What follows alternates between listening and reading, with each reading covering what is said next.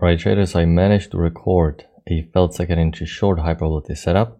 I apologize for not talking during the trade because I had a little bit of a noise in my office, but now I'm going to do the commentary after the fact. You can see we started with 2 legs down, a nice bullish reversal working higher. And this was a great setup, almost identical to what we had a few days ago where I posted on YouTube a felt second entry short in these new highs. So you can see you have bullish channel working higher. So as a price action trader, you're only thinking about buying. You had overshoot, so you expect stronger correction. You can see you have first entry long, second entry long, but you cannot take second entry long because it's just a one leg working lower. You have to draw the correction channel, break second leg down. Only after 2-legged pullback is over and you have breaking extreme.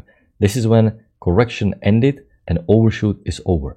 And the last thing is you observe if there is push above EMA, and the push above EMA is just the last confirmation that the buyers are going to test the new high. So as you saw me once again taking scalp and then managing the runner, we managed to get actually almost to the very top of the move, 14 points.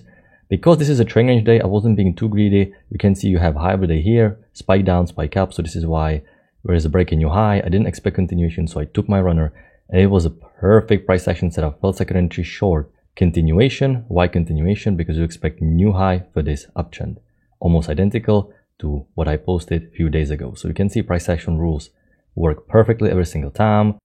The setup bar wasn't ideal, but when the context is good, you have to take a risk. You are a trader and you have to trust the rules. And then you have felt second entry long to reverse, and now I'm watching wider downtrend where I can widen if we keep pushing lower.